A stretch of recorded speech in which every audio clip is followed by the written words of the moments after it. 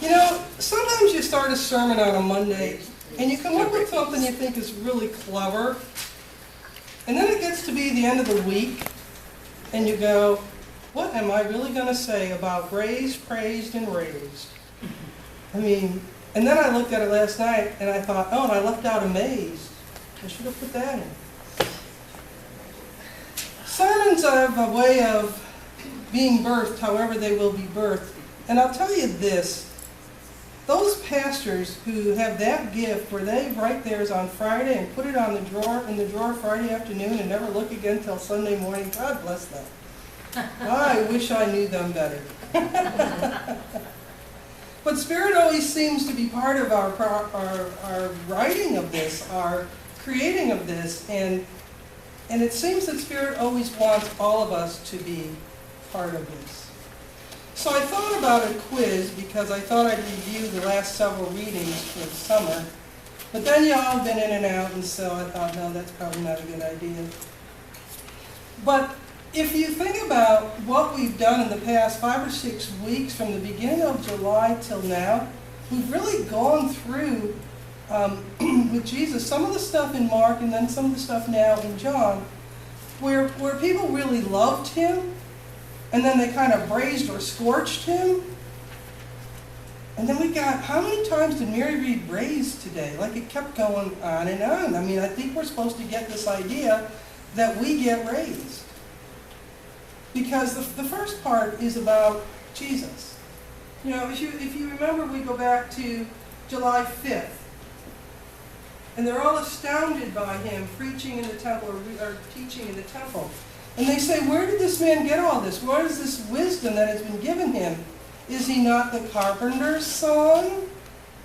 Don't we know him? And the last part of that verse 3 says, and they took offense at him. Really? They took offense at him because they knew him.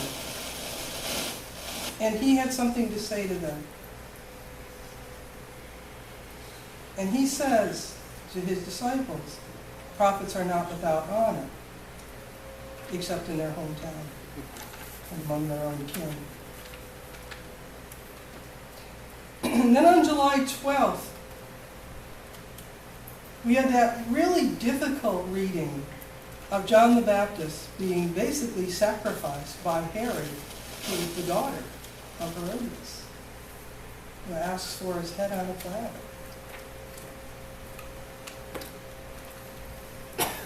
And it's a real passage, I think, about faith.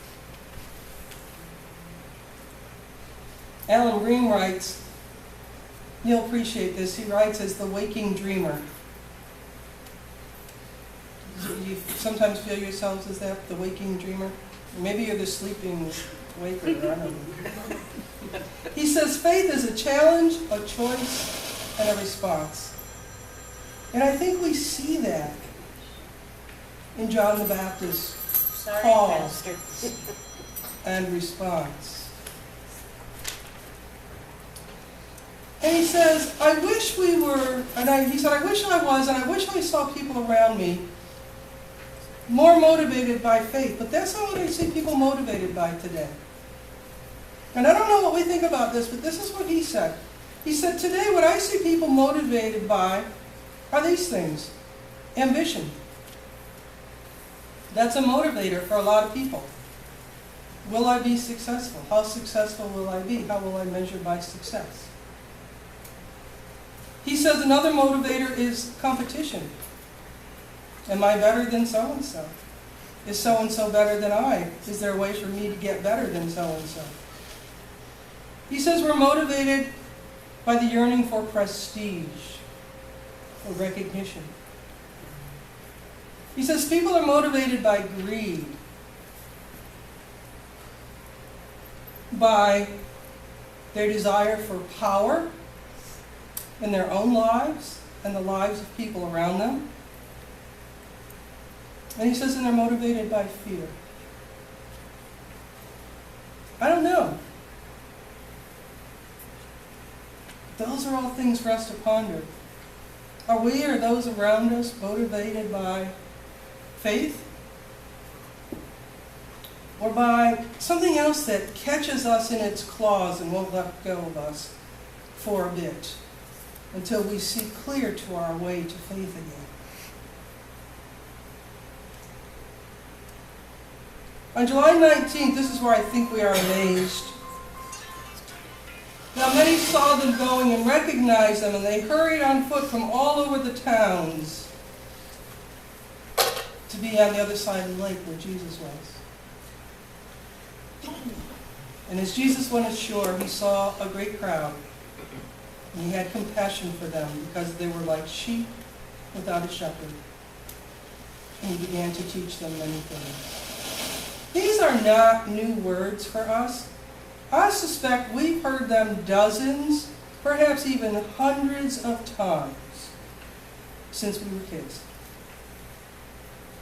So here it is on a relatively warm and humid Sunday morning in Brandon, Florida, and we're going through this stuff again, Pastor? You didn't think we got it the first 199 times?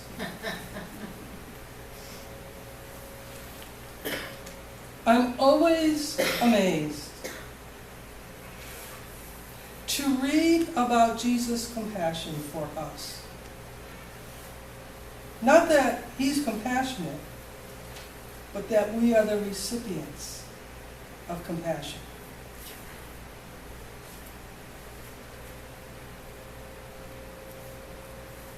On the 26th of July, he was praised. We had the feeding of the thousands on the grassy plain, and the people, when they saw the sign that he had done, began to say, "This is indeed the prophet who has come to the world."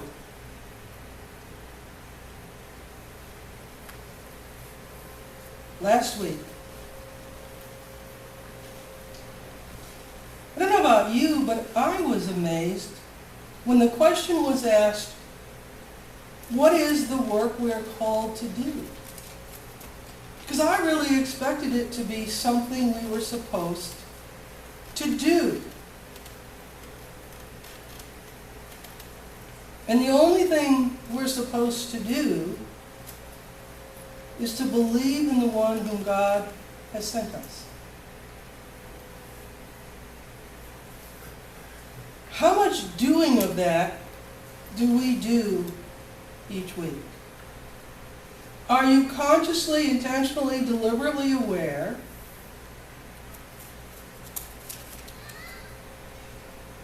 that you are believing in the one God has sent us?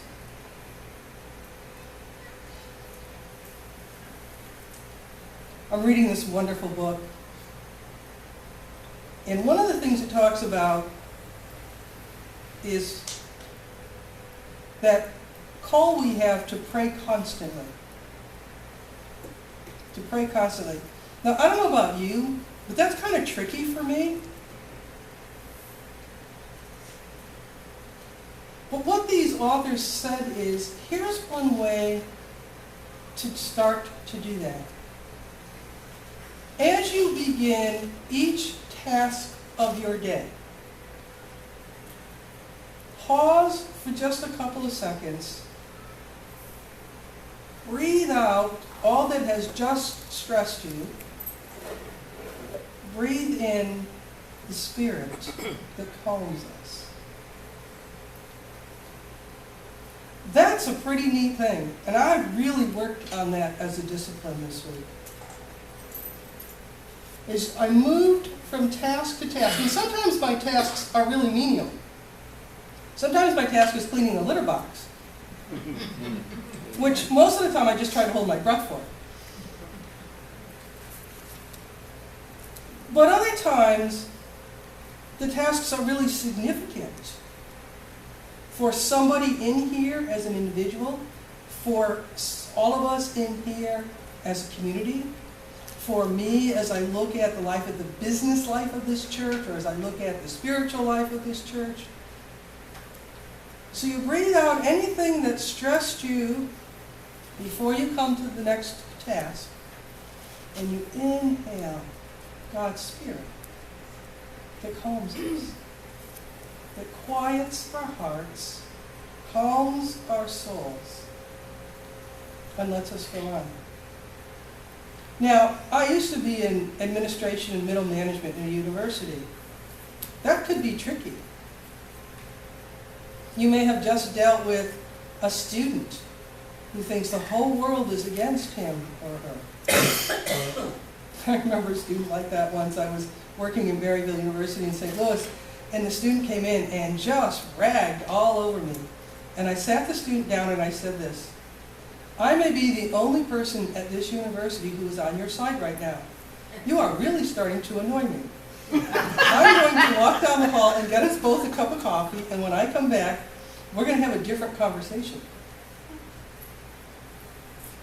It worked, didn't it? You breathe out the stress, and you breathe in the goodness and grace and graciousness and generosity of heart we all have. But I'm telling you, that's one example. And I know you all have had, Scott, I bet money you've had situations like that where you're just like, yes, get away from me, Satan. You know? Or John, when he's talking to his doctors trying to get that darn surgery scheduled that's gone on and on and on and on and on with scheduling. Or whatever the situation is. Peaches, when she has to talk to her boss that keeps sending her all over the globe. Trot, trot, trot, trot, trot. Right? And you say, I'm done trotting. I'm not a trotter anymore. I'm just a pacer. Put me in a different pace, right? But wherever we find ourselves. Sometimes it's just sitting down in a restaurant and they put you next to the table of 155 children. Right? And I can do okay. I can do okay with 3 or 4. But when it gets to be 155, boy, you know, like that's a little challenge for me. Or maybe it just seems like it's 155. But you know what? If we focus on all the good those kids are, and not the craziness, we see a lot more good than we see craziness. And I think that's part of the amazement. Part of the amazement. Because as we believe in the one God sent us, we start to see that person's face everywhere we go. And if you don't, exhale the stress, breathe in the Spirit. Now, what we have today, I think, is some more braising, some more scorching of Jesus. I actually tried to shorten the readings for the summer, and so these verses were left out of what Mary read. But here's what was there. They were saying, is not this Jesus, the son of Joseph, whose father and mother we know? How can he now say, I came down from heaven? And what does Jesus say to them? Do not complain among yourselves. Not that we would ever do that. Right? Yeah. I mean, I'm always sitting here smiling now, but when you're in that hospitality room, or you're leaving to get there, or you're in the car on the way home with 1 or 2 other people, you can go, oh my God, was she ever long-winded today? She had nothing to say. It was all blowing in the wind. Why didn't she just step down sooner? That's what we do. I am the bread of life. All who come to me will not hunger. They who come to me will not thirst. That's how today's passage begins. It's also the end of last week's passage. If you were paying attention, you know that, right? Who read last week? Who read last week? Do you know? Nobody, somebody who wasn't here. And then at the end, I swear, Mary, how many times did you read, I will raise them up, I will raise it up, I will raise them up? Lots of times. And then, didn't you wonder about, I will raise it up? I mean, I really wondered about that. Why will I raise it up? And I'm wondering if that meant I will raise up all of creation. I'll raise up humanity. Every single person that my Abba has given to me, I'll make sure I don't lose. I'm not going to lose any of creation either. I'm going to raise it all up. Raise it all up. You know, I go on Facebook a lot to see how y'all are doing. And then when you say things to me about, you're so exhausted, I can say, oh wow, how long did that party last night? But A lot of people lose pets that they love. And you see that posted on Facebook a lot. And I think they're all going to be raised up too. Somebody posted something last week, and it said, "This is what heaven looks like." Did y'all see it? And it was like a hillside full of dogs. All different kinds of dogs. And I thought, yeah, I think that's part of it. I think that's a piece of it. Dog park. You know? None of us is going to be lost. All of us is going to have this bread of life. This bread of life. Now, I just want to kind of combine what I've been saying. I found this story called The Beggar and the Bread, and tell me what you think of it. A beggar came and sat before me. "I want bread." "How wise you are! Bread is what you need, and you have come to the right bakery." I pulled my cookbook down from my shelf and began to tell him how I knew all about bread. I spoke of flour and wheat, of grain and barley. My knowledge impressed even me as I cited the measurements and the recipe. When I looked up, I was surprised to see the beggar wasn't smiling. "I just want bread." "How wise you are! Follow me and I'll show you our bakery." Down the hallowed halls I guided the beggar, pausing to point out the rooms where the dough is prepared and the ovens where the bread is baked. "No one has such facilities. We have bread for every need. But here's the best part. This is our room of inspiration." I knew the beggar was moved as we stepped into the auditorium full of stained glass windows. The beggar didn't speak. I understood the silence. With my arm around the beggar's shoulder, I whispered, "It overwhelms me as well." I leaped to the podium and struck my favorite pose behind the lectern. People come from miles to hear me speak. Once a week, my workers gather and I read to them the recipe from the cookbook of life. By now, the beggar had taken a seat in the front row. I knew what the beggar wanted. "Would you like to hear me?" "No, but I would like some bread." "How wise you are!" And I led the beggar to the front door of the bakery. "What I have to say next is very important," I told the beggar. "Up and down the street you will find many bakeries, but take heed. They don't serve the true bread. I know of one who adds 2 spoons of salt rather than 1. I know of another whose oven is 3 degrees too hot. They may call it bread, but it's not according to the book." The beggar turned and began walking away. "Don't you want bread?" I guess I lost my appetite. I shook my head and returned to my office. "What a shame," I said to myself. "The world just isn't hungry for true bread anymore." I hope we're not that kind of bakery.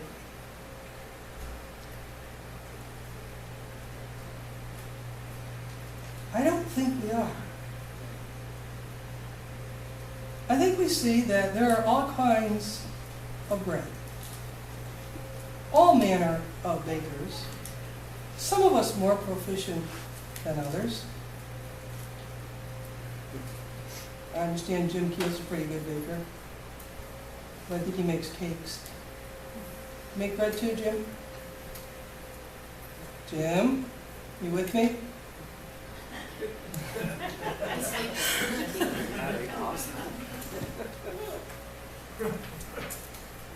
We try to be a church that is the church of praise and amazement. Amazement that God so loves us that Jesus has promised not one of us will be lost. All of us will be raised. Lucy, you doing that so I'll stop speaking now?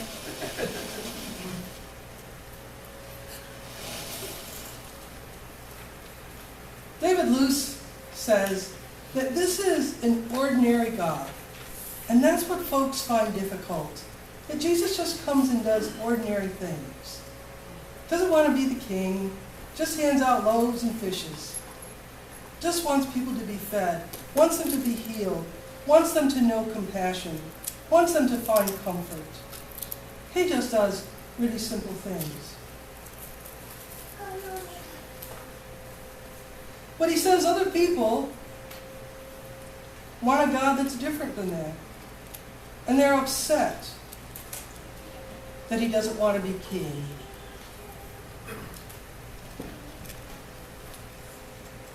But we're not that way. Because what we see in faith, and not only the call and invitation, but the response, is a call to be filled with this bread of life.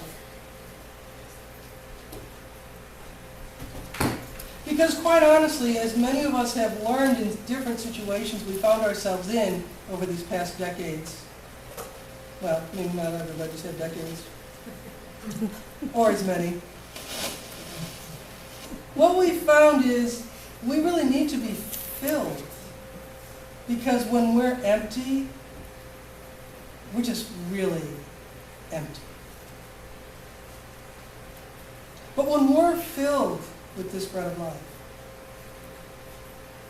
we can fill others. And that's the other piece of it. That when we're called to be the church of the great bakery, it's not about us. It's not about how wonderful our book is, how great our facility is, how Bruce, if you don't stop messing around, I'm going to have to hurt you. I know you're trying to fix it. That's what you're telling everybody. Yeah, that's what he's telling you. I see that. What it's all about is that, yes, we come to have the bread of life. We know we will be raised. But we also hear the call to minister and to serve so that all are comforted. All know they too will be raised. All know that we are here for them. And we too will give out the bread of life because God has shared it so generously with us. We will share it as generously with others. So blessings on your journey this week. May it be filled with the bread of life. May you know that like the manna from heaven, it will be there anew each day for you. So all that you find around you that is more than your fill, pick up and hand to somebody else who's hungry for the bread of life. Be blessed as you are blessed this day and always. Amen. Amen.